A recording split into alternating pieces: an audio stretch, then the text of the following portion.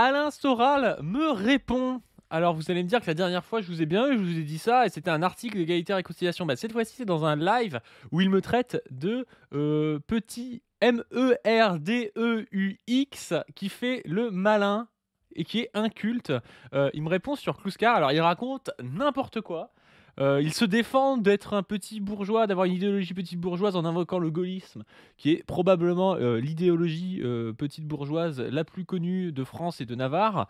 On va réacter à tout ça avec Chris de Position Revue. Ça va être l'occasion aussi de parler un petit peu de Michel Kluskar, parce que c'est un auteur qu'on a en commun avec Chris. Alors, la plupart des auteurs que je peux avoir sont en commun avec Chris, étant donné qu'il a tout lu. Mais c'est vrai que Kluskar est un auteur que Chris a pas mal lu et que j'ai pas mal lu non plus. Et que Soral a fait sien, a expliqué que c'était son maître à penser avant que Kluskar finisse par dire qu'il reniait Soral, parce que Soral était devenu un lepéniste mental, et que, je cite de tête, hein, c'était dans l'Humanité, ma pensée est aux antipodes de celle de Le Pen, disait Kluskar, ce qui est évident étant donné que c'est un auteur communiste, mais à l'époque, Soral avait choisi de faire un chemin, de faire route avec Jean-Marie Le Pen, hein, c'était même Jean-Marie Le Pen à l'époque, c'était pas encore Marine Le Pen, et puis il s'était barré après pour n'être seulement que dans son association Égalité et Réconciliation.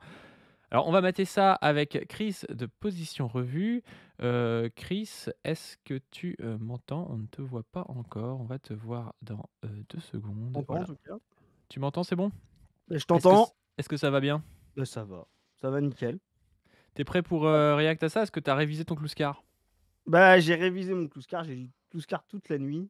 Non, mais c'est intéressant parce qu'au-delà de la polémique, il y a des trucs à régler justement pour montrer que ça parle un petit peu sans savoir, sans vraiment approfondir, ou alors il y a eu des petits trous de mémoire dans la tête de Soral. Bon, ma théorie c'est qu'il n'a pas vraiment lu et que c'est que les formules, et il y en a deux trois hein, dans l'extrait là que tu vas voir, mais que faire des formules c'est bien pour son public et pour sa boutique, d'où sa fascination pour une partie du libéralisme dans la marchandise. Mais en fait ça n'a rien à voir avec Kluskar, donc on va pouvoir en discuter de manière un peu plus précise. Mais c'est vrai que chez Kluskar, il y a ça souvent, je l'avais remarqué aussi, cette manière de citer tu sais, un peu des punchlines. D'ailleurs, il est plutôt bon pour ça, hein, mais tu sais, de citer des extraits de titres, de trucs où on a l'impression que du coup, le gars, il a une culture de zinzin, qu'il a lu plein de choses, parce que bah, du coup, oui, il cite beaucoup. On se dit, ouais, il doit avoir lu ces choses-là. Et en réalité, quand on s'intéresse aux auteurs dont il parle, mais ils disent pas toujours ce que raconte Kluskar, ce que raconte Soral, voire ils disent même parfois l'inverse. Et là, j'ai l'impression que c'est le cas, quoi.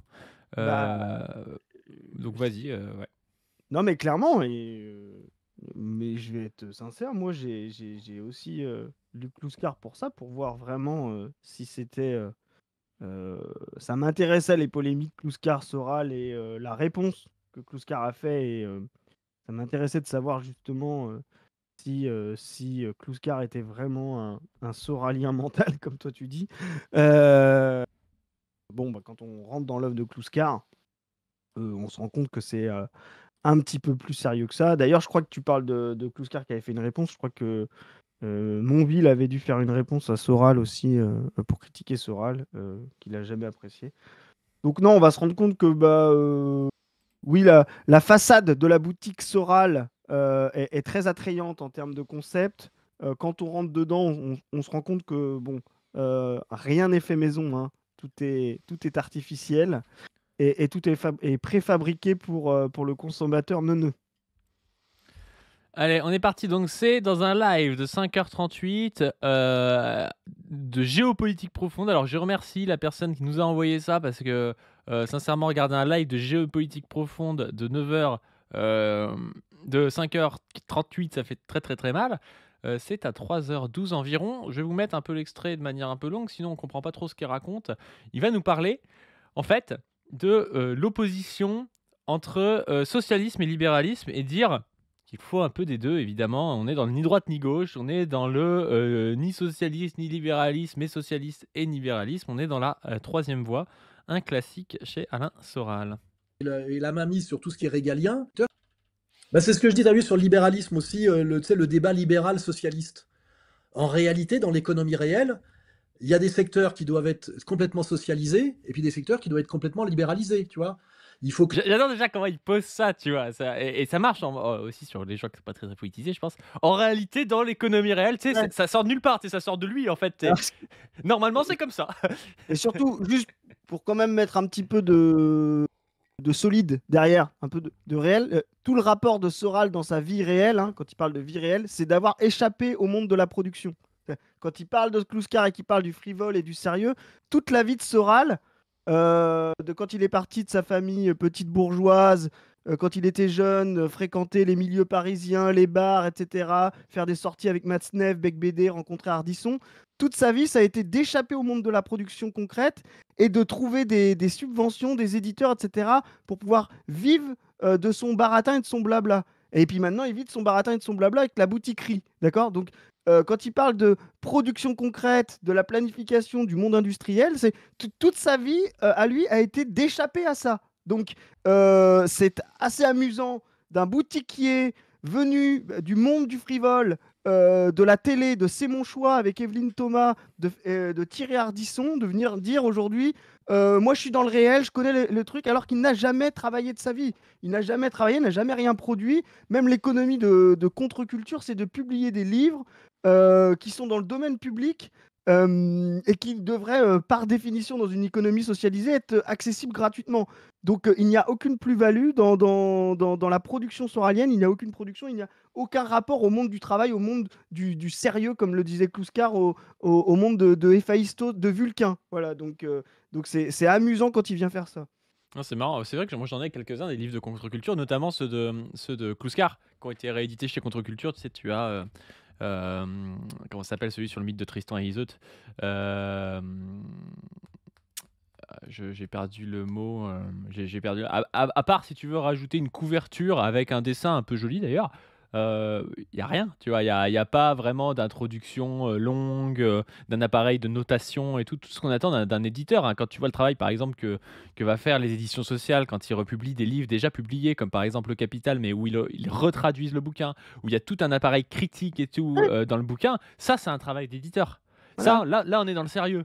Mm. Quand tu reprends un bouquin de Kluskar dont tu as réussi à choper un peu les droits et tu rajoutes juste une illustration que tu as dû payer quelques. Rien. Tu vois, enfin, un rien à quelqu'un qui fait partie de l'association Égalité et Réconciliation, je pense que ça coûte pas très très très cher à faire et que c'est pas très très compliqué et très sérieux, tu vois. Il n'y a rien, c'est que de la marchandise. Donc voilà. Mais on va le voir. Mais Soral n'est absolument pas le maître du logos, il est le maître de la logorée. C'est tout à fait la différence. C'est-à-dire c'est un flux de paroles sans fond.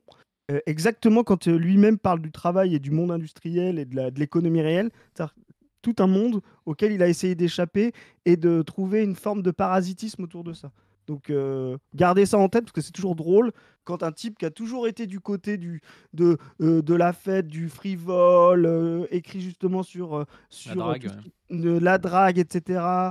La façon dont il a essayé d'échapper au monde de la production, au monde du rapport concret de classe, en se faisant éditer par les éditions blanches de littérature érotique pour faire des pseudo-essais, et puis ensuite parce qu'il est le maître de la logorée et non pas du logos, trouver des petits fans à qui il donnait des conseils de drague et qui ne sont là que pour justement le faire parler devant un canapé, devant une caméra, pour débiter n'importe quoi. Il y a son cousin qui s'appelle Francis Cousin d'ailleurs qui fait la même chose. Ils Et sont donc pas cousins, non? Hein? Ils sont pas cousins français. Bah dans le Oui, maître de t'en la as pensé. logorée, Je tu vois je ce que croyais je que veux tu dire. balançais une espèce de dingues et tout qu'on Non, n'avait pas. non, non. Donc c'est pour ça. Donc, Conceptuellement, Francis Cousin, je le trouve plus sérieux qu'Alain Soral, moi. Il a un espèce de Marx réactionnaire heideggerien bizarre, mais il a un système de pensée dont il ne démord pas. C'est-à-dire que son système de pensée à Francis Cousin ne va pas changer du jour au lendemain parce qu'il a besoin de défendre telle ou telle position, tu vois. Parce que c'est ça aussi le propre d'Alain Soral, c'est d'être, tu vois, d'être un serpent, d'arriver, de passer à droite, de passer à gauche, tu sais, de faire ce qu'il veut en fait, pour pouvoir défendre une position qui l'arrange à un instant T ou qui peut rapporter à un instant T, hein.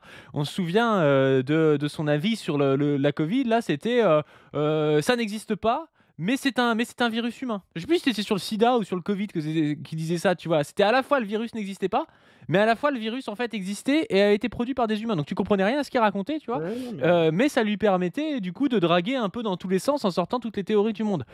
Francis Cousin, il raconte n'importe quoi sur Marx, mais il raconte toujours la même chose dans le n'importe quoi, tu vois? Et au moins, il a cette, qualité-là, je pense, de garder son système, tu vois, un peu clean. C'est toujours la même connerie avec oui, avant il y avait le communisme primitif, et puis depuis la révolution néolithique, depuis les premiers échanges, l'homme a commencé à être arraché à l'être générique humain. Enfin, le gars, tu sais, il a jamais, il est jamais ouais, sorti du jeune Marx, tu vois, c'est assez délirant, mais, mais par contre, il reste toujours plus ou moins dans la même chose, quoi. moi, ma tech, c'est que Soral n'est jamais sorti de ses 20 ans et du monde de la drague. Il fait pareil. Il, il utilise sa logorée pour draguer, séduire. Et aujourd'hui, il nous fait croire qu'il est passé du capitalisme de la séduction à la séduction du capitalisme quand il promeut sa logique bourgeoise et son économie privée, quoi. Donc l'État et la mainmise sur tout ce qui est régalien, l'énergie, la défense, sans doute aussi l'éducation. Et par contre, il faut laisser au privé tout ce qui est de l'ordre de la petite échelle. Quand tu nationalises la restauration, C'est là, on voit d'ailleurs que il est pas loin des petits bourgeois. C'est que tu as vu, il a dit sans doute aussi l'éducation. Et c'est marrant parce que je pense qu'il est influencé par des auteurs socialistes ou des auteurs ouais, un petit peu anti-libéraux, je sais pas, même des Jean-Claude Michéa, des gens comme ça. Donc il dit oui, il faut des domaines publics, machin, des pompiers, de l'énergie et tout. Et puis quand il arrive à l'éducation, il dit sans doute aussi l'État, tu vois, sans doute aussi l'éducation doit être gérée par l'État, mais il sait très bien qu'il est suivi aussi par beaucoup de gens, tu sais, qui veulent justement pas que l'éducation soit gérée par l'État parce qu'ils veulent faire l'éducation chez eux, parce que c'est des espèces euh, de, de gens qui ont une, comment ça s'appelle? Je vais dire petits bourgeois, mais ils sont pas forcément petits bourgeois, mais ils sont dans une idéologie comme ça, de Oui, l'autonomie, je vais aller à la campagne avec mes 3 gamins, pas me faire vacciner, et puis, et puis faire l'éducation à la maison. Et puis en plus de ça, ils veulent dans les écoles apprendre la sexualité aux enfants de 3 ans. Et puis voilà, il y a tout ça aussi dans son public. Et donc il est un peu bancal là-dessus, justement parce qu'il essaie toujours de ménager l'un côté et l'autre côté, la chèvre et le chou, quoi. mais surtout que oui, c'est exactement ça, mais surtout que c'est le paradoxe de quand tu considères, quand tu fais des théories sur l'État, comme quoi il est vendu aux mains des sionistes, pour pas dire juifs, parce que voilà, c'est des théories totalement antisémites. Et après de dire bon bah faut que l'État gère quoi, tu vois, c'est mais quel État, voilà, donc tout ça ne veut rien dire. euh, et euh, et, euh, et on va le voir, hein, alors là, vraiment, typiquement, le côté, il faut des services publics et laisser quand même les restaurateurs travailler.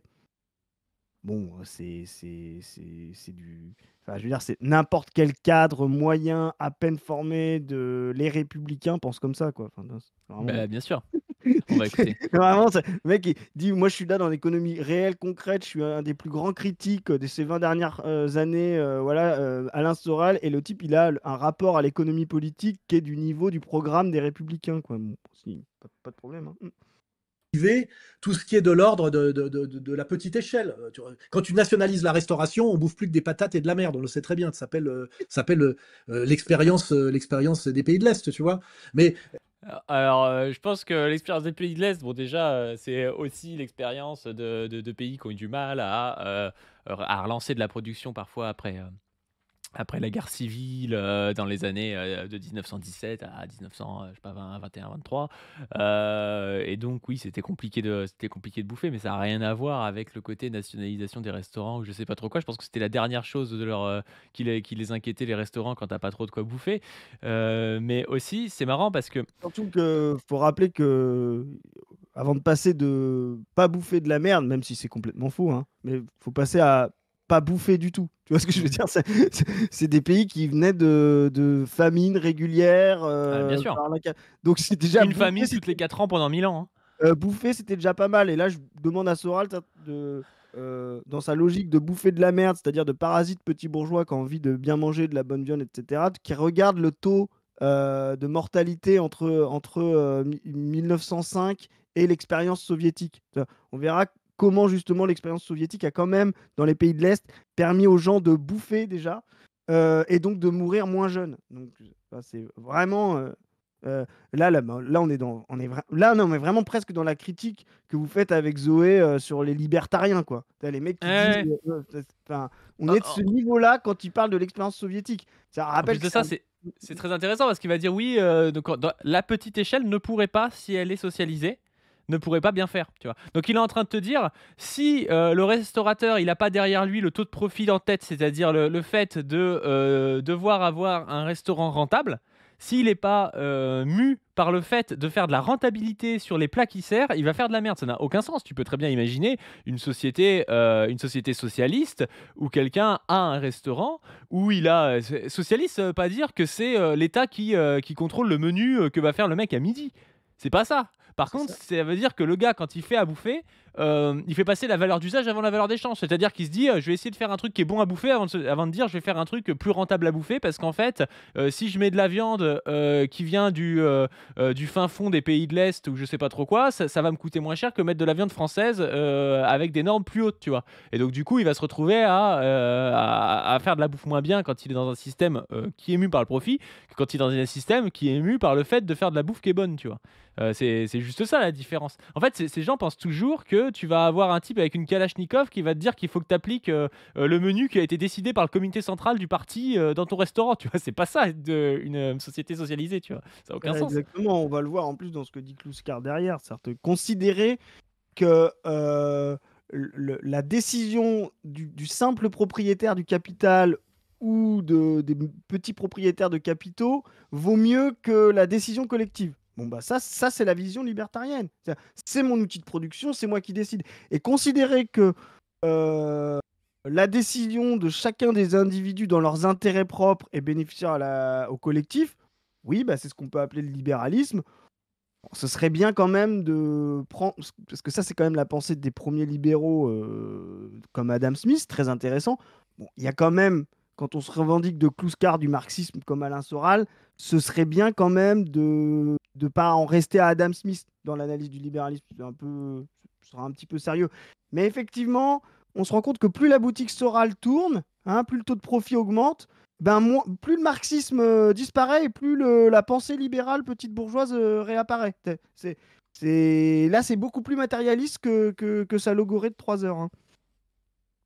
De te dire, je suis libéral, tout est libéral, je suis socialiste, tout est socialisé, c'est ne pas comprendre que la réalité économique fait que, en réalité, il y a des endroits qui sont. Toi, la sécurité sociale, c'est C'est vrai très. qu'il parle comme Xavier Bertrand. C'est en réalité, il nous faut C'est- des centrales nucléaires et moins de charges sur les restaurateurs, bordel. C'est vraiment ça le truc. Je l'ai déjà dit, de toute façon, le réellement, dès que tu vois des gens te dire, ce n'est pas, tu vois, ce n'est pas moi qui décide, ce n'est pas mes intérêts représentant mon sujet collectif et mon rapport dans la société qui parle à travers ma bouche, d'accord? Et je le dis pour Soral, mais pour nous tous, hein, même moi, hein. Quand tu commences à dire c'est la réalité qui parle, là, t'es conservateur, tout simplement. Et que tu te revendiques de gauche ou de droite, hein. Très important, tu vois. Par exemple, privatiser les pompiers, c'est ce qui se passe en ce moment en Californie, quelque part, tu vois. Il y a des secteurs qui sont naturellement des secteurs qui doivent être socialisés, sinon ils sont aberrants. Et puis il y a des secteurs. En plus, je vais pas défendre le privé, mais tu pourrais très bien avoir des pompiers privés qui marcheraient, tu vois. Enfin, ça, c'est pas forcément le fait que ce soit privatisé le problème, c'est le fait que ce soit que ce soit le plus possible baissé. Tu vois, tu pourrais avoir des riches qui ont des très bons pompiers et qui en payent beaucoup, tu vois. Enfin, je vois pas trop le rapport, tu vois. C'est pas une évidence. Après, évidemment, si le but de la privatisation, ce qui est le cas en général, c'est d'en avoir le moins possible, là, tu vas avoir un système de merde. Mais tu as des systèmes privés qui fonctionnent quand c'est pour des riches et que les riches, du coup, ils payent limite plus que le public, hein. Tu as des gens qui vont dans des cliniques privées qui sont mieux que l'hôpital public. Le problème, c'est que tu peux pas en avoir pour tout le monde. Parce que justement, le but, c'est que ce soit que pour les riches, tu vois. Justement, le privé, et on verra, mais sur l'État, le néolibéralisme, etc., c'est le pouvoir, écoute bien, du privé, par le privé, pour le privé. Voilà. Donc, pour le privé, c'est pour la privation de certaines autres. C'est pour certaines personnes et pas d'autres. Voilà. Donc, là, aujourd'hui, à Los Angeles, ce qui est très intéressant, il y a de fortes chances vu ce qui s'est passé, vu le réchauffement climatique et peut-être la reproduction de tout ça, qu'on voit nos riches, en plus de se payer, parce qu'aux États-Unis, il y a beaucoup de privations, des gros beaux services pour s'occuper de leur jardin, pour s'occuper de leur maison, pour s'occuper des trottoirs, pour s'occuper des goudrons, pour sortir leurs poubelles. Tout ça est privé aux États-Unis. Bah là, demain, ils risquent de se payer en plus de la villa un service de pompier disponible H24 pour éviter que ça brûle. Voilà. Ah, bien Donc, sûr. et donc, ce sera efficace, mais ce sera efficace sur Hollywood Boulevard, c'est tout. Par contre, si c'est dans d'autres quartiers de Los Angeles plus populaires, là, ça pourra brûler tranquille. Où il faut laisser la libre entreprise, la concurrence, les gens qui ont des idées qui peuvent s'exprimer, tu vois. Les gens qui ont des idées, oh putain, ils parlent comme un start-upper. Et en fait, quand tu fais de l'économie Et réelle, tu te surtout, dis pas. D'ailleurs, ça Mais le privé, en plus, c'est justement ce qui empêche certaines personnes d'avoir des idées, de pouvoir entreprendre, tu vois. Il y a des gens qui, quand t'as pas de l'argent, de papa, maman, de je sais pas trop quoi, ils ont des idées, mais ils peuvent rien faire parce qu'ils doivent bosser pour payer trucs pour leur famille, ressemble un peu pour à leur l'époque des crédit ou je ne sais quoi, tu vois. Donc déjà, l'espèce d'idéologie de la libre entreprise qui serait la seule à permettre les idées individuelles d'advenir dans le monde, c'est assez faux, tu vois. Mais ce discours-là, on l'a entendu 1000 fois dans la bouche des républicains, dans la bouche des macronistes, en fait, tu vois, ce truc de il faut du régalien, mais il faut aussi la liberté des idées et laisser les petits patrons, tu vois. bah, surtout qu'il y a en plus vraiment. Alors, autant si tu veux, pendant la période de libéralisation, tu avais des gens qui pensaient qu'il fallait réduire totalement l'État, d'autres qui pensaient justement à l'inverse parce qu'ils parlaient autant d'autres classes populaires, d'autres sujets collectifs qu'il fallait se battre contre ça. Mais arriver pendant la crise néolibérale, c'est-à-dire où tout le monde commence à comprendre que le tout libéral, ça pose problème, pour dire ah, il faut quand même garder un peu d'État, voilà. Surtout après le Covid et tout. C'est marrant, je sais même pas s'il a cité la santé dans son énumération là. Mais euh, arriver à dire il faut garder un peu d'État mais garder la libre entreprise, bah, c'est vraiment, mais enfin, quand tu dis ça, t'as rien dit quoi. Enfin, je veux dire, les gens, je sais pas, et c'est là où on voit la puissance de ce que c'est euh, le charisme ou la puissance symbolique. Enfin, je veux dire, je sais pas, les gens dans le chat, j'ai pas regardé, mais dans son réact à lui, mais normalement, ils doivent se dire, mais qu'est-ce qu'il nous raconte, quoi? On a entendu ça, on a entendu ça partout. Je veux dire, ça, c'est un discours. Tu viens t'es en campagne présidentielle, peu importe dans quel parti t'es, que tu tiens, quoi. C'est vraiment le C'est vrai que discours. de Mélenchon à Le Pen, Mais en passant par personne va dire Macron, zéro tout le monde dit État. Tu ça. vois ce que je veux dire? Mais enfin, c'est vraiment, quand tu dis ça, tu ne dis rien. Et donc, le seul truc que tu peux dire pour faire passer ton projet, c'est ah, c'est le réel. Bah, merci Alain Soral de te raccrocher à l'idéologie dominante de BFM à CNews pour pouvoir contrer ce petit merdeux de Paduring. C'est déjà une défaite. 30 glorieuses de l'économie mixte de Gaulle, hein, à l'époque où ça marchait relativement bien. Il y avait le 30 plan, glorieuses. tu sais, une planification pour Ouais. moderniser la téléphonie, les grands projets, notamment qui fait qu'on est devenu les rois du ski mondiaux, tu vois.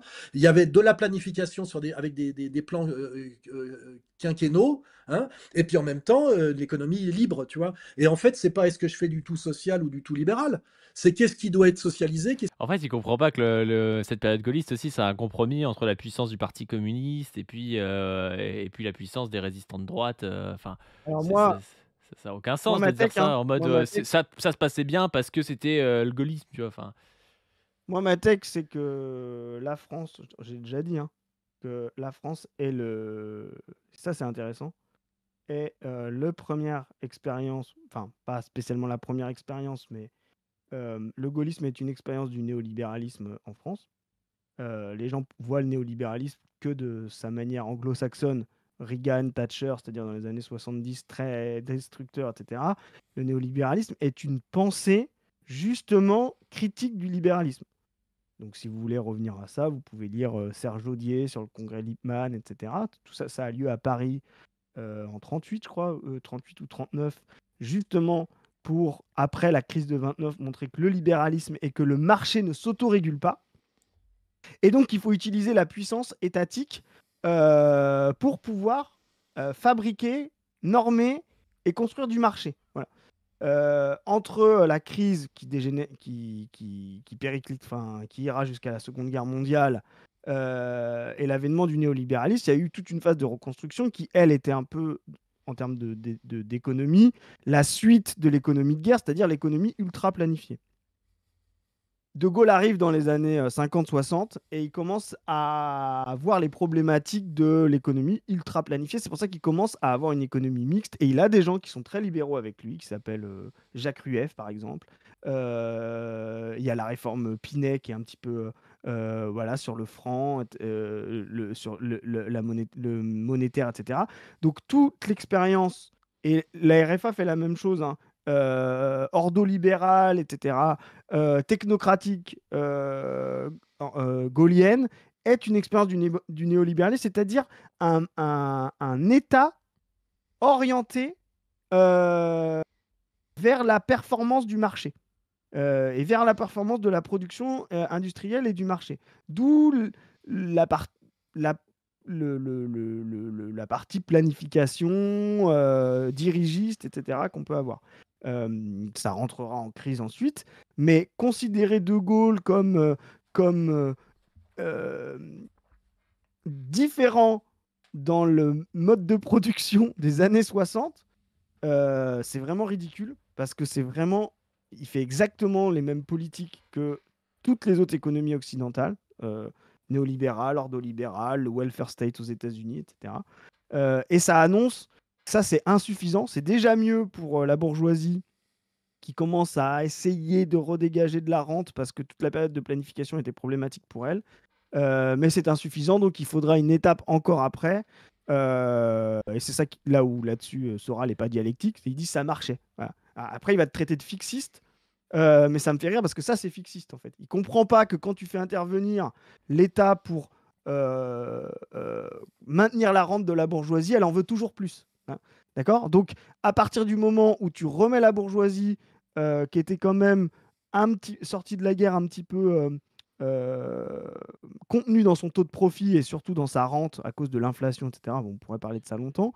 Dès que tu la remets en selle avec des grands projets, avec des carnets de commandes fournis par l'État, etc., à un moment donné, elle en veut plus. Donc, quand tu fais du néolibéralisme ordolibéral et progressiste comme De Gaulle, voilà, de la reconstruction, dans les années 60, à la fin, la bourgeoisie, de fait, va se séparer de De Gaulle parce qu'il lui faudra encore plus. Et là, il va falloir rentrer dans l'étape d'après, qui va être l'étape de la désocialisation. C'est-à-dire, elle va vouloir prendre plus de place.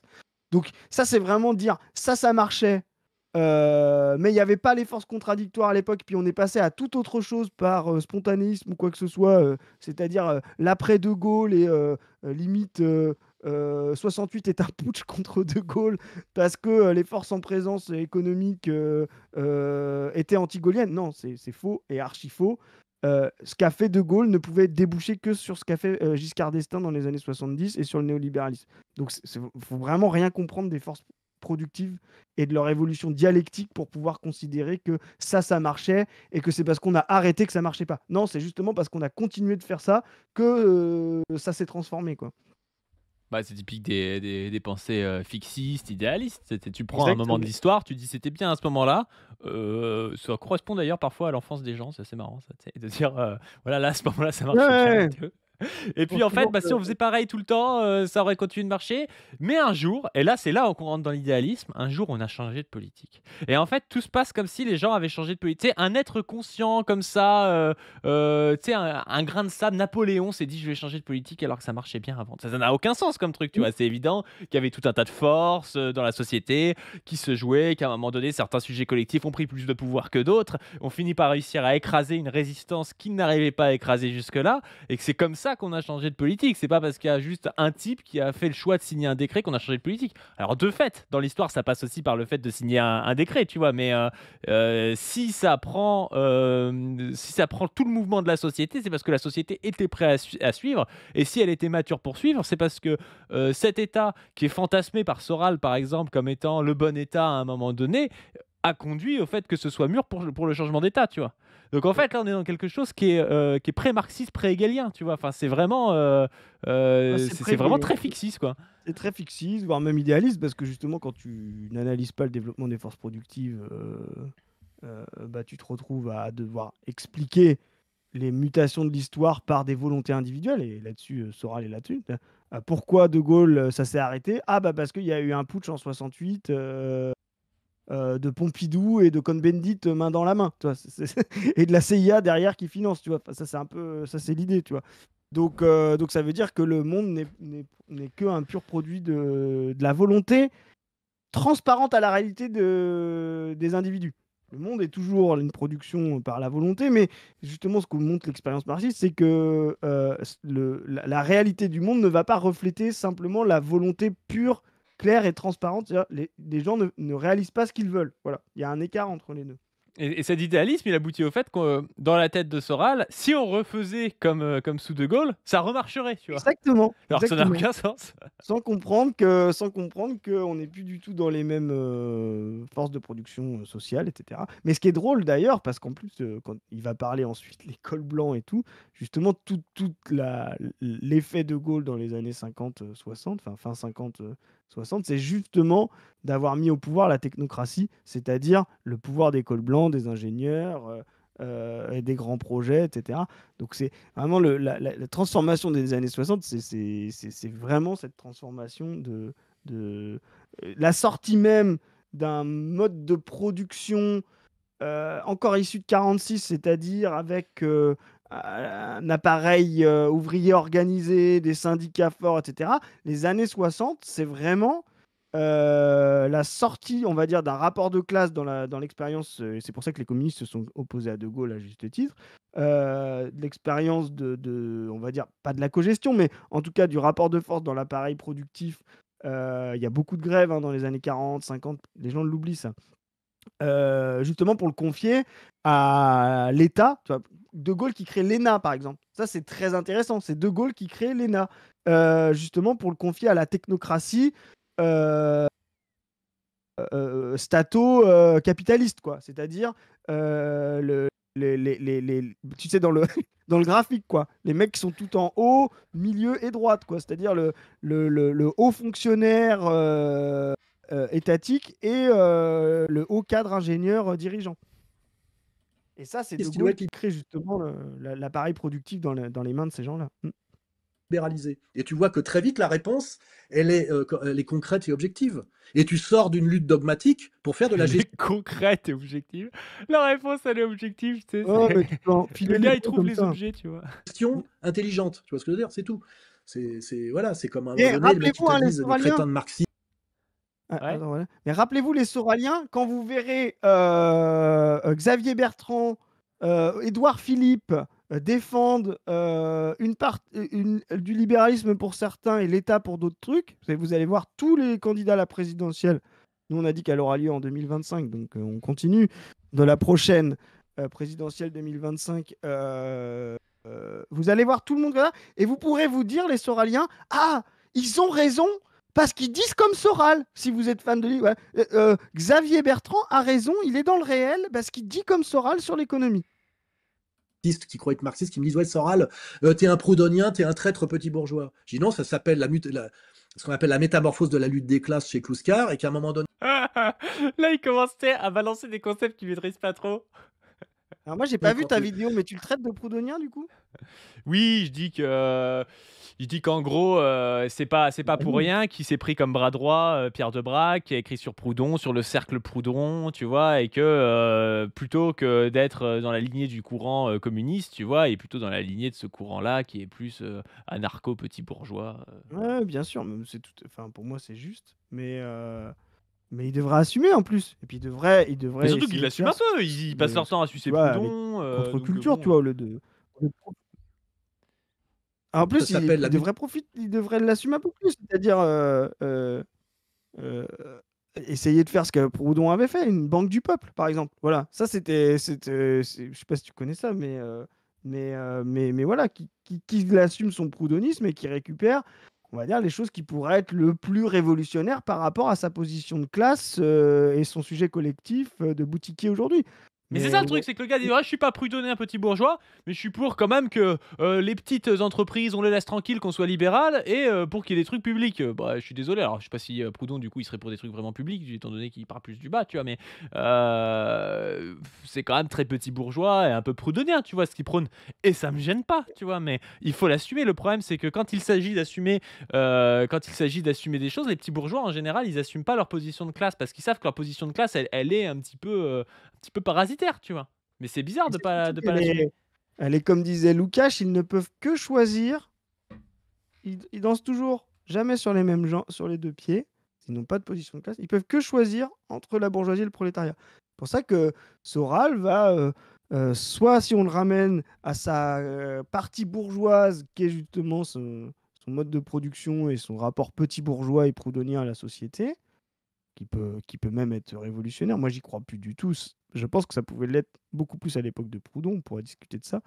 Mais ça contenait déjà des caractères conservateurs, réactionnaires, parce que presque anti-historiques, mais voilà. Mais aujourd'hui, ça ne le peut plus du tout.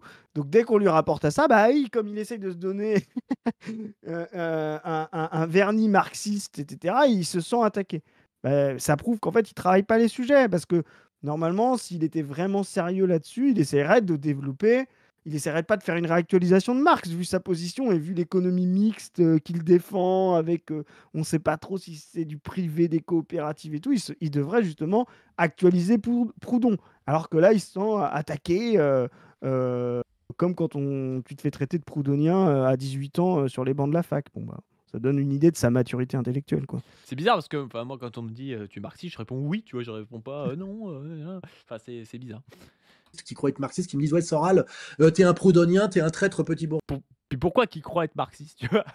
bourgeois». Je dis: «Non, ça s'appelle ce qu'on appelle la métamorphose de la lutte des classes chez Kluskar, et qu'à un moment donné, quand il n'y a plus la possibilité d'un moment historique qui s'appelle classe contre classe, parce qu'il y a ce qu'on appelle l'arrivée massive du secteur tertiaire, ce qu'on appelle Attends, qu'est-ce qu'il raconte? Qu'est-ce qu'il est en train de Alors là, raconter? là, C'est là, pas une là, on est- critique du classe contre classe, la métamorphose de la lutte des classes de Kluskar?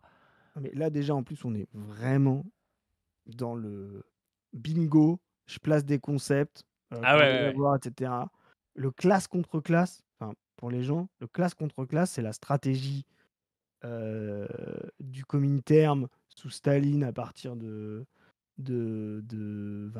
26, 25, 26 ou 27, je sais Oui, fin plus. des années 20, ouais. Voilà, justement, dans une situation où le prolétariat seul ne pouvait pas faire la révolution. Voilà. Et que cette logique, donc faire croire que le classe contre classe, c'était une époque où où le prolétariat était assez fort pour prendre le pouvoir tout seul. Enfin, faut vraiment rien comprendre, rien connaître à l'histoire de l'international communiste, au Comintern, à tout ce qu'est la logique de Staline, qui est offensive en termes de termes et défensive dans les faits, parce qu'il veut protéger la révolution russe dans les années 20, début des années 30, c'est-à-dire il ne veut pas échauder les bourgeoisies occidentales. Donc voilà, le classe contre classe est une stratégie de statu quo anti-révolutionnaire en termes de pratique. Voilà. Et c'est pour ça qu'elle est surinvestie dans les termes. On sortira de ça avec l'arrivée du fascisme, et Dimitrov euh, et, euh, et le Comintern en 1935, justement, dans la stratégie des fronts populaires. Il y aura toute une critique de Trotsky, justement, du front unique pendant le classe contre classe, etc.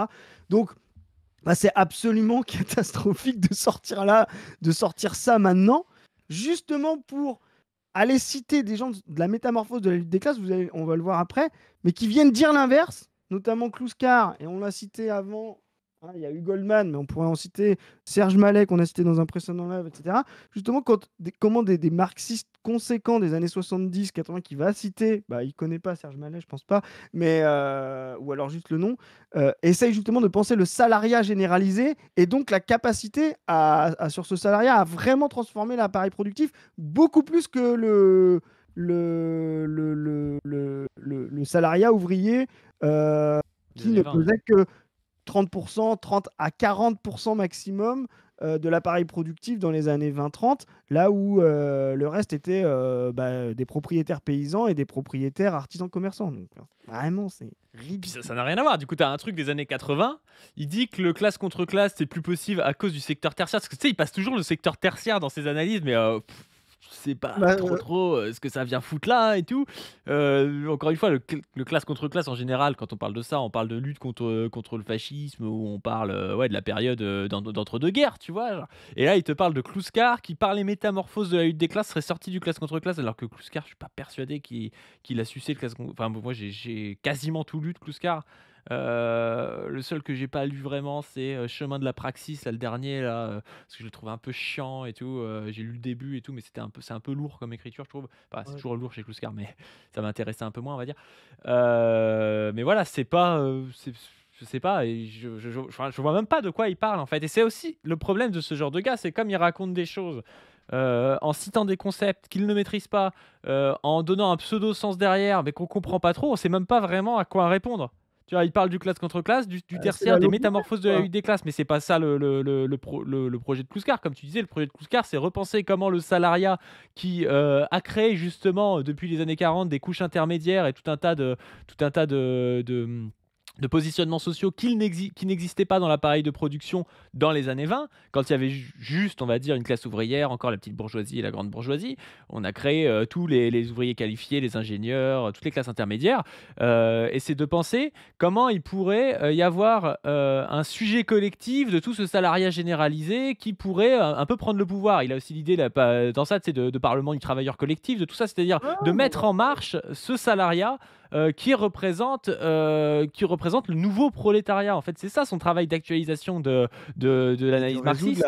C'est de dire que le prolétariat, c'est pas juste les ouvriers, tu vois, mais ça n'a rien à voir avec le fait d'intégrer une partie de libéralisme pour les petits bourgeois, tu vois, parce que c'est ça ce qu'il dit. Il dit Paduring n'a rien compris, Kluskar était pour la petite bourgeoisie et De Gaulle. C'est absolument Et, pas ça, enfin, c'est vraiment pas ça, tu vois. surtout qu'il a été au PCF toute sa vie, donc Je sais pas s'il était au PCF, mais c'était un il était au compagnon de route, je PCF, crois. non? Non? Je Il crois était au pas. PCF? Bah, je sais pas, mais en tout cas, enfin, je crois qu'il était assez proche, mais en tout cas, Il était euh, communiste toute sa vie, ça c'est sûr, et contre De Gaulle, je hein. pense qu'il lisait, alors après on peut faire des critiques, mais je pense qu'il lisait les théories de Bocara sur le capitalisme monopoliste d'État, etc. Enfin, donc, euh, clairement, clairement, là, c'est catastrophique, hein. Enfin, franchement, là, on est obligé de constater qu'il n'a pas lu le livre. C'est évident. On va le voir ensuite, hein. Mais il s'en tient au titre, je pense, les métamorphoses de la lutte des classes. Il se dit, ça a dû changer. Ouais, mais Et ça, après, alors, ils mais disent, les gens n'ont exactement, pas mais lu le livre. Donc, exactement. du coup, moi, je vais dire que, en gros, Kluskar, il dit que maintenant, il faut prendre en compte la petite bourgeoisie. Alors, je suis désolé, mais la petite bourgeoisie, elle existait d'autant plus du temps de Marx que du temps de Kluskar en 1980. Parce que s'il y a bien une époque où il y a de la petite bourgeoisie, c'est au 19e siècle, tu vois, Bien aussi. sûr. Donc, c'est complètement con de dire, les métamorphoses Et de la lutte là, des classes, là, c'est là, prendre il en a compte lu la que, petite bourgeoisie, tu vois. là, il a lu que le titre, et là, c'est un truc argument d'autorité pour te tic tic tic. Je cite, tu vois, la logorée, je cite des concepts pour dire, voyez, je connais plus de concepts, mais c'est comme si un mec te disait, je connais tous les mots du dictionnaire sans connaître les définitions, tu vois, et donc je sais mieux penser que toi. Bah, je suis pas sûr, en fait. Qui s'appelle classe contre classe, parce qu'il y a ce qu'on appelle l'arrivée massive du secteur tertiaire, ce qu'on appelle les cols blancs et ce qu'on appelait les couches moyennes salariées qui ne sont pas les classes moyennes. Et à un moment donné, les stratégies de classe se complexifient. Il peut pas y avoir de lutte frontale classe contre classe et tu dois réfléchir comment mettre en place, tu sais, une stratégie de progrès. Mais Donc ça déjà, met les pas couches moyennes fin à salariées, la stratégie classe contre classe. Qu'est-ce qu'il raconte? rien à voir. Et déjà, les couches moyennes salariées, c'est pas la petite bourgeoisie, hein, donc c'est normalement, si on donne le pouvoir aux couches moyennes salariées, Alain Soral, tu vas pas pouvoir faire ce que tu veux dans ta boutique, donc ça risque d'être problématique. En n'étant pas dans la nostalgie fixiste de ce que c'était que les rapports de classe entre 1830 et 1870, tu vois ce que je veux dire? Et c'est la différence entre prendre le capital. Mais ça, c'est toujours. Voilà, Tous voilà. les anti-marxistes, ils disent toujours ça. Oui, vous pensez comme Marx dans les années 40. Tu vois, pas du tout, tu vois. Ça, c'est pas du tout le Exactement. problème, hein. Ils Alors, disent toujours ça, ils ont pas lu, mais bon. Alors, quand même, nous, on fait quand même un travail depuis quelques jours, quelques semaines là, hein, sur le graphique. Oui. Donc, c'est quand même très marrant de nous dire ça à ce moment-là, justement au moment où on essaye de montrer ce que c'est la distribution du monde du travail et de repenser qu'il y a une distribution aujourd'hui sociologique, étatique, par les nomenclatures PCS, qui est une distribution très administrative et problématique à certains égards. Et nous, on essaye de repartir de cette matière-là pour remontrer que derrière ces PCS, qui sont intéressantes à certains égards, mais limitées, il y a quand même des classes fondamentales qui se dessinent. Voilà. C'est pour ça qu'on regroupe justement certaines catégories du salariat, qu'ils soient privés, qu'ils soient publics, ensemble pour montrer que c'est une classe particulière, etc. Donc nous faire croire qu'on est dans le truc fixiste, et surtout, je le rappelle, la période 1840-1870 est une période de l'échec de toutes les révolutions ouvrières par la faiblesse du prolétariat face aux classes intermédiaires et au monde de la paysannerie. Donc, nous faire croire que c'était une période bénie sur laquelle on considérait que les ouvriers pouvaient mener un travail de classe contre la bourgeoisie, alors que c'était une période, mais que même Marx dont même Marx et les marxistes ont pris conscience dans les années 70, d'où les problèmes sur l'intégration, sur le réformisme, etc. Faire croire que la révolution prolétarienne était possible dans les années 1840-1870, quand le prolétariat était ascendant mais limité, était beaucoup plus possible qu'aujourd'hui, quand le salariat représente 90% de la population. Je veux bien qu'on joue au fixiste, mais on va rigoler 2 secondes, quoi. Bah, ouais. D'ailleurs, allez voir les capsules dans la playlist sur le graphique. J'ai fait une playlist le graphique de Position Revue. Je vous mets ça en description. Allez voir la playlist pour que vous compreniez ce qu'on explique avec le graphique. Justement, c'est une manière de repenser la lutte des classes et de repenser les positionnements de classe en France actuellement, qui n'est pas justement dans une espèce d'orthodoxie marxiste, économiciste un peu bas du front, quoi. Pour la Bible, où est un penseur, tu sais, un penseur qui a intégré la dialectique hegeliano-marxiste. Je m'amuse là parce qu'il y a un petit con qui a fait le malin récemment en me disant qu'il allait m'expliquer ce que c'était que Kluskar, tu vois. Oui, J'ai oui, petit merdeux. Petit merdeux, c'est bon ça. Voilà, petit Oh là merdeux. là. Ah putain. Alors, Vous êtes pas sur internet si vous n'avez pas été traité de petit con et de petit merdeux par par Alain Soral. Et c'est la différence entre prendre le Capital pour la Bible, où est un penseur, tu sais, un penseur qui a intégré la dialectique hegeliano-marxiste. Je m'amuse là parce qu'il y a un petit... Alors, juste, Soral, on aimerait te dire que la dialectique hegelienne et la dialectique marxiste, c'est pas la même, hein, mais c'est juste, il y a justement toute la littérature marxiste, c'est d'expliquer que la dialectique hegelienne et la dialectique marxiste n'est pas la même. Et d'ailleurs, c'est assez tôt chez Marx, hein, même dès 1843 dans la critique de la philosophie du droit d'Hegel, il commence à expliquer, voilà, la dialectique hegelienne, c'est une dialectique qui se base sur une espèce d'analyse logique du concept, alors qu'il faut partir de la logique spéciale de l'objet spécial, je crois, il dit dans ce bouquin-là. Il montre comment il faut partir pour comprendre l'État, non pas du concept d'État, mais de la naissance de l'État dans les rapports concrets, quoi. Et donc, il montre la différence entre sa dialectique à lui, une dialectique matérialiste, et la dialectique d'Hegel, tu vois. Mais c'est trop marrant parce que ça, c'est vraiment quand tu fais des abstractions totales en transhistorique, tu vois, tu peux dire la pensée cartésano, canto, hegeliano-marxiste, quoi. Tu vois ce que je veux dire? Comme si ça recouvrait pas des problèmes, des oppositions entre les deux. Je veux dire, la dialectique hegeliano-marxiste, tu peux dire la dialectique marxiste, la dialectique hegelienne, la pensée hegeliano-marxiste pour montrer l'affiliation, mais tu dis pas la dialectique hegeliano-marxiste, tu vois. Même ça, en termes de philosophie, c'est pas sérieux, quoi. con qui a fait le malin récemment en me disant qu'il allait m'expliquer ce que c'était que Kluskar, tu vois. J'ai petit merdeux inculte, tu vois. Donc déjà, tu comprends ce que c'est que l'évolution de la réalité de classe et des rapports de classe, et tu vois qu'à un moment donné, prolétariat-bourgeoisie, ça devient beaucoup plus compliqué que ça, tu vois. Hein, notamment... Mais ça a toujours été plus compliqué que ça, même du temps de Marx, c'était plus compliqué que ça. Non, mon pote. Non, parce que justement, si tu avais vraiment lu Marx et des marxistes récents, allez, on va encore citer notre copain Alain Beer, tu saurais que le rapport bourgeois prolétariat est aujourd'hui plus hégémonique qu'il l'était au temps de Marx. Ah bah oui. Faudrait que tu sois un peu sérieux. Il y a beaucoup plus de petites bourgeoisies et de petites classes qui sont finies par mourir du temps de Marx qu'aujourd'hui. Hein. Exactement. Et par contre, considérer que l'hétérogénéité du salariat fait qu'on est sorti du rapport bourgeois-prolétaire, ça, c'est pas de la pensée marxiste. Ça, c'est de la pensée de droite. Hein. Ça, c'est de la pensée libertarienne. Donc... c'est assez catastrophique. C'est des gens qui te disent « Ah, les ingénieurs, ils ont un ordinateur, donc ils ont un moyen de production à eux. » C'est ce niveau-là. les Alors, couches moyennes salariées, tu vois. On va petit à petit, parce que bon, Bon, ça se termine là. Une conclusion, je sais pas, une conclusion même sur la métamorphose de la Conclusion, lutte des classes, sur quoi? Je pense que sa jeunesse était déjà un naufrage, mais alors sa vieillesse, c'est une descente aux abîmes, quoi. C'est catastrophique. Franchement, ça fait même. Sa jeunesse, c'était une tragédie, c'est une farce. Voilà, et sa vieillesse, c'est une farce. Voilà, c'est ça. Mais en vrai, franchement, c'est même gênant pour lui. C'est gênant pour lui, et je vous le dis, c'est gênant pour les gens qui le suivent. Enfin, là, d'être aussi d'un niveau mais bas, quoi. Enfin, je sais pas ce que t'en penses, toi, mais là, c'est. Bah, moi, je trouve ça gênant, même pour Kluskar, tu vois, parce que Kluskar, c'est quand même un auteur. Non, mais c'est un auteur, moi, que j'apprécie. Le fait que le gars, peut-être le plus connu, qui ait parlé de lui et qui parle toujours de lui en s'en revendiquant, ce soit un type qui pense comme Xavier Bertrand, alors que Kluskar, c'était quelqu'un qui était pour une sorte de prise de pouvoir du salariat généralisé et donc une sorte de pensée communiste, tu vois. Alors on peut la critiquer, il y a des gens qui vont dire que c'est un révisionniste ou je ne sais quoi, tu vois.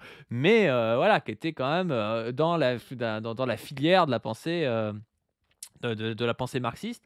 Bah, je trouve ça assez triste, quoi. Non, mais c'est marrant parce que du coup, donc, pour les gens qui veulent vraiment lire Kluskar, hein, donc il y a un livre qui s'appelle La métamorphose de la lutte des classes. Voilà, celui-là, dont Soral connaît le titre mais pas le contenu. Pourtant, il n'est pas long, hein. Bon, c'est un peu écrit chiant, mais il y a des. Je l'ai relu là pour préparer ça, mais. C'est un peu écrit chiant. Tous les livres de Kluskar, ils sont écrits Ouais, chiants. non, mais C'est ça j'aime qui est pas bon. le format de bord là, avec les thèses. Aphorisme. J'aime pas du tout ça. Ah non, c'est des thèses, ouais. Tu vois, bon, après, c'est mieux que la Société du spectacle parce que tous les livres sont mieux que la Société du Tiens, je spectacle. l'ai pas eu depuis un bail, celui-là. Je croyais que c'était écrit par aphorisme même. Non, c'est écrit par petite thèse avec des. Ouais, avec des trucs. ouais, c'est des C'est pas thèses. celui qui m'a le plus marqué en vrai, hein. C'est pas. Voilà, mais bon, tu c'est pas vois, le plus je me intéressant. suis dit, il mérite d'être lu. Ah oui? Moi, ce Mais que je m'en je souviens préfère, pas c'est très bien. celui-là qui est dans la même logique, refondation progressiste, qui est Ouais. un peu plus loin. Ah mais là il y a Alors- des questions. Non, mais celui-là, moi je préférais celui-là aussi. Là il y a des questions d'une intervieweuse et il répond et tout. Vous C'est voyez, pas plus mal, ouais. Oh, Alain, on a lu le livre, nous. Le populisme. Parle dans le micro. Pardon. Le populisme est la fin du capitalisme concurrentiel libéral. Le populisme du boutiquier. Fin du capitalisme concurrentiel libéral. Petit chapitre, tu vas voir, c'est Kluskar. On va t'apprendre ce que c'est Kluskar, c'est très intéressant. Et il te montre que justement, la fin du capitalisme concurrentiel libéral des boutiquiers est engrangée par la dynamique du salariat généralisé et qui doit déboucher sur ce que Michel appelle un socialisme démocratique et autogestionnaire. On est loin je sais pas quoi là, de l'économie mixte gaulienne, voilà. Et donc il explique bien que les sursauts du capitalisme boutiquier. Alors il parle de Poujade, il parle de José Bové, etc. Et c'est dommage, mais on pourrait l'actualiser. On pourrait parler de toi, en fait, Alain. Parce que tu es exactement dans ce petit sursaut du capitalisme concurrentiel boutiquier qui n'est que la marque d'un tressautement tragique de classes qui n'ont pas lieu d'exister par rapport à la dynamique du salariat généralisé. Ouais, bon bah très bien. Et qu'est-ce qu'on pourrait conseiller? Moi, mes préférés de Kluskar, c'est L'être et le code et la critique du libéralisme libertaire. Je pense que c'est les plus philosophiques aussi, donc c'est pour ça que c'est mes préférés. Même si le dernier, là, Les chemins de la praxis, ça a l'air philosophique, mais philosophique un peu chiant. Tu sais. J'ai l'impression que en vieillissant, il est plus tombé dans l'hégalianisme presque que le marxisme, ou dans un hégaliano-marxisme, mais très très très d'un point de vue. Tu sais, c'est presque de la métaphysique le bouquin. Il te parle de grands concepts et tout, donc j'ai trouvé ça un peu chiant. Par contre, L'être et le code, c'est un immense bouquin, je trouve, qui allie à la fois l'histoire, la sociologie, les implications culturelles, les courants culturels de musique, de littérature, la philosophie. Vraiment, moi, je trouve ça énorme. C'est très dur à lire, mais je trouve ça énorme. Après, il y a aussi la critique du libéralisme libertaire, où justement, il va reprendre. Alors, sur L'être et le code, il fait depuis l'Empire romain jusqu'à. Je fais la pub. Ouais, carrément. Il fait code. depuis l'Empire romain jusqu'à la Révolution française et il montre comment il y a un sujet qui s'appelle la bourgeoisie qui naît dans l'histoire qui va s'extraire de plus en plus du tiers-état pour dominer un peu le tiers-état et puis pour faire la révolution. Et puis dans la critique du libéralisme libertaire, il va partir de la Révolution française, donc de la pensée de Rousseau, puis de Kant, et puis il va montrer comment ça évolue au fil du 19e siècle et du 20e siècle. Donc si vous voulez une espèce d'histoire de la bourgeoisie depuis l'Empire romain jusqu'à nos jours, vous lisez L'être et le code de la critique du libéralisme libertaire, déjà vous avez quelque chose d'assez intéressant. Alors ça reprend des thèses aussi, parfois qui sont déjà connues chez d'autres auteurs, par exemple chez Lukács. Moi je trouve que la critique du libéralisme libertaire, il y a plein de thèses que j'ai appris par Kluskar et qu'après j'ai retrouvé chez Lukács, tu vois. Donc je pense qu'il y a, Oui, il y a- il y a bah, des comme chez inspirations, mais Goldman, c'est hein. des auteurs à lire. Même chez Goldman, on sait que Kluskar était un lecteur de Goldman. Je pense même qu'il a connu Lukács grâce à Goldman, mais non, c'est intéressant parce que ça donne vraiment des bases pour une forme d'analyse historique, mais pas simplement économiciste, des dynamiques de transformation sociale et historique. L'être et le code, qui est vraiment une somme et une base vraiment presque délirante, hein, parce que je crois que c'est sa thèse, non? C'est sa thèse, ouais. Ouais, c'est sa thèse. Et c'est vraiment un truc de. Il y a un côté, tu sais, il y a un côté étudiant bandeur qui vient presque pour humilier ses profs un peu. Enfin, je trouve ça un peu. Enfin, la thèse est folle, quoi. Donc, mais il faut lire ça. En fait, Après, si les tu veux, meetings, moi, il y a 3 livres dans le livre, il y a 3 grands chapitres, quoi. Il y a 3 grandes parties. Et tu te dis, il aurait pu en faire qu'une, c'était déjà une thèse, tu vois. c'est ça. Et tu sais, Mais et le pire, c'est le deuxième livre qu'il rajoute après. Tu sais, il a déjà fait l'histoire et tout du sujet. En fait, il montre le développement du sujet bourgeois à travers l'histoire du Moyen-Âge et puis de la modernité. Enfin voilà. Euh, et puis à un moment donné, il se dit ah merde, j'ai raté quelque chose, c'est le sujet individuel. Tu sais pas trop pourquoi, il rajoute une deuxième partie entre les deux parties qu'il avait fait. Donc il rajoute une partie entre la partie 1 et 3 où là, il fait le développement du sujet individuel depuis sa naissance, le développement vraiment individuel au niveau presque développement de la psyché de l'enfant, tu vois. ouais. Et c'est trop bizarre d'avoir rajouté ça. Ça a dû lui demander un taf de zinzin ultra chiant à faire parce qu'il a dû lire les psychanalystes de l'époque, Piaget, les différents auteurs de psycho, de psychiatrie et tout. Enfin, il s'est vraiment fait super chier pour rajouter ce truc qui n'avait pas trop de sens même dans sa thèse. Je sais pas pourquoi il a fait ça, mais il y avait ce côté je veux tout dire, quoi. Le mec, il voulait donner sa thèse et dire j'ai tout dit, dites-moi ce qu'il faut rajouter, quoi. Bah, c'est vraiment une période, tu sais, quand même de diffusion un peu de la. Bah tiens, on parlait des Cushman-Sarrier. C'est aussi la période de démocratisation de l'université, tu vois, où il y a de plus en plus de travaux, il y a de plus en plus de connaissances. Et donc, c'est vrai qu'il y a un espèce de.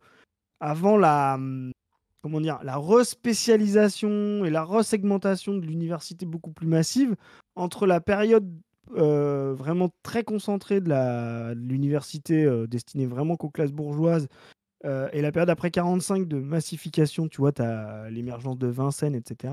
Tu as une espèce d'interdisciplinarité qui est intéressante qu'on trouve chez Kluskar, notamment, mais qu'on va trouver chez Foucault aussi, tu sais, d'aller chercher un peu tout et de la psychiatrie, de la philosophie, Même chez c'est Lévi-Strauss. l'émergence de la sociologie chez Lévi-Strauss, etc. Enfin, donc, et ça, bah, il fait partie de son temps à cette période-là. Et c'est aussi pour cette, je pense, côté non segmenté que prendra l'université ensuite après, qui est, à mon sens, un problème, voilà, mais qui est souvent l'effet de l'évolution et de la massification, hein. Tu divises en départements, machin. Ça donne cette profusion-là, et c'est pour ça aussi que tous les penseurs des années 50-60 nous paraissent extrêmement puissants, justement parce qu'ils sont assez massifs pour parler de beaucoup de choses et pas encore assez segmentés et départementalisés dans leurs recherches. Et je pense que là-dessus, Kluskar est vraiment un homme de son temps. Ouais. Ouais. Bon, et puis il y a aussi néofascisme et Ouais, idéologie du désir. néofascisme, j'aime bien. Si vous voulez commencer, c'est pas mal, c'est plus facile peut-être. Moi, j'aime bien parce que ça montre un peu ce qu'est Kluskar et ses petites Ouais. fulgurances sur l'analyse de son propre temps à lui, mai 68, etc. Il y a à boire et à manger, comme je dis souvent, mais c'est des auteurs qui sont stimulants pour ça. Parce que tu te dis, ouais, là, des fois, tu te dis, voilà, il exagère, ou là, là il est border, ou tu vois, où il y a d'autres fois tu dis putain, mais là, ce qu'il a vu, c'est ouf, quoi. Tu vois? Ouais, J'aime ouais. bien ça, moi, là. Il y a Le des fois capitalisme de des. la séduction, j'aime moins que néofascisme idéologie du désir. Je trouve qu'il y Ouais, a des j'aime longueurs dans le moins. On dirait capitalisme un de la livre de séduction. commande.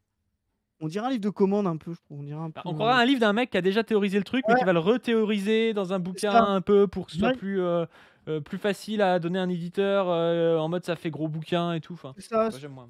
Bon.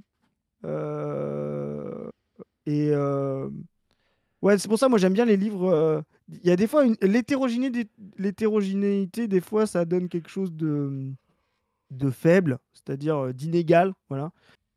Chez Kluskar, l'hétérogénéité, elle donne un côté riche, un peu stimulant, donc c'est pas un problème. Et les derniers, moi je t'ai dit, Métamorphose, c'est pas celui qui m'avait fait le plus d'effet, mais en repréparant là, c'est pas mal, mais Refondation est dans la même lignée, hein, Ça m'a voilà. plus marqué, Voilà. Refondation. Et Refondation progressiste est vraiment pas mal. Il y a des vrais sujets sur la transformation, sur le travailleur collectif, etc. Enfin, bon, c'est la cogestion, les états généraux et un parlement du travailleur collectif. Enfin, il y a même vraiment des choses qu'on pourrait reprendre aujourd'hui. Ah bah, abolir Euh, le Sénat et faire un parlement de travailleurs, je peux te et dire toi, que c'est pas la même chose, hein.